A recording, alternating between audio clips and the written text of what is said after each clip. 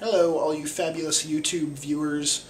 I wanted to talk today about my music career and what I've done over the last 10 years. Mainly the touring stuff, which started about 6 years ago.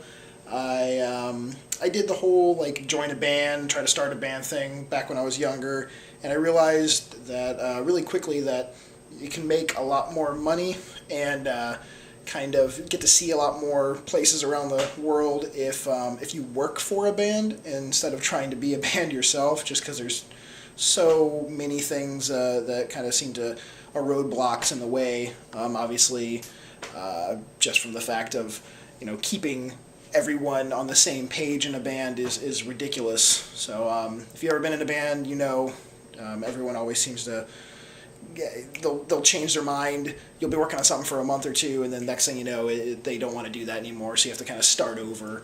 But anyways, I play bass. I started playing bass I think when I was about 17, and so I've been playing for about 10 years now.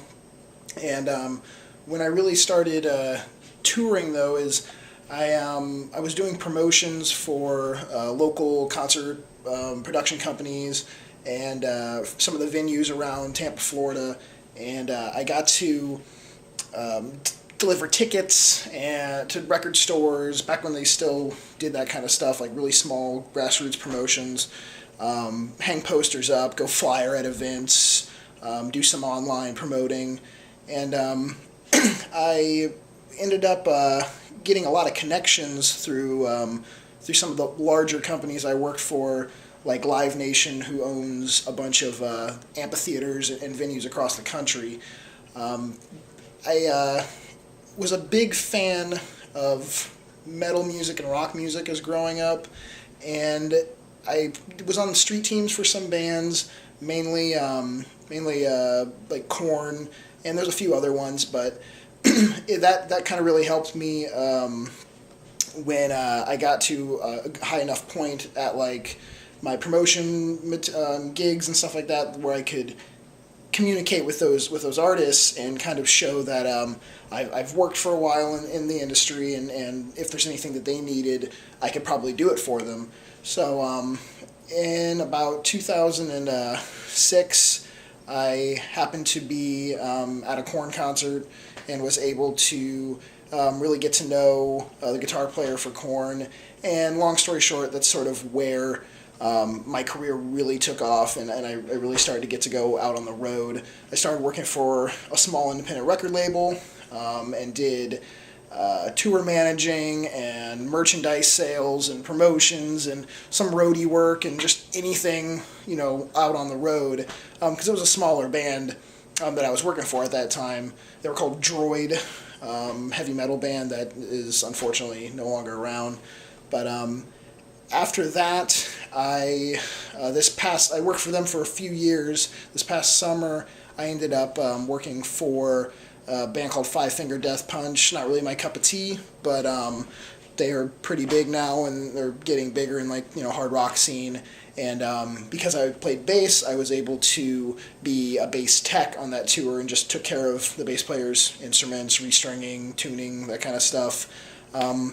But the cool thing about that tour is I was able to... I had a friend who was on tour with me who had a couple of flip cams, and that was sort of the first time I ever actually began recording myself or events going on, and I would just take the flip with me all the time. And I filmed the third or fourth show when Rob Zombie was playing. I filmed the guitar player from on stage, and after the show I showed it to him, and he happened to smash his guitar that night.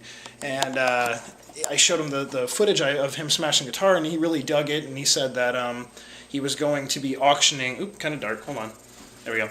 He was going to be auctioning off the guitars that he was actually smashing each night on stage, and if I could film them for him, that would be great, because then you just put them up, on the links for the auctions. So I got to do that, and I did that every night for pretty much the entire tour, so it was 25 shows that I filmed for. And as a gift, he gave me this smash guitar.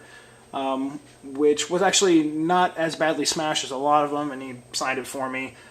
John Five, who is Rob Zombie's current guitar player, used to play for Marilyn Manson, and he's a really great solo guitarist also. He's a super cool guy, one of the nicest people I've met in the music industry, or the hard rock metal industry. But so that was awesome, and then that tour kind of helped me get to where the job I have now, which I currently work for Korn, and I go on tour with them. I just came off tour back in, I was gone for pretty much all of March, and then now I'll be leaving at the end of May, and I'll be going on my first trip to Russia and Europe, and I think we're doing 19 countries, so I'm really looking forward to that. And some of the cool things I try to get on every tour are like a signed drum head from the bands that we tour with. And I've done 6 tours so far, and so far I'm doing good. I got 6 drum heads.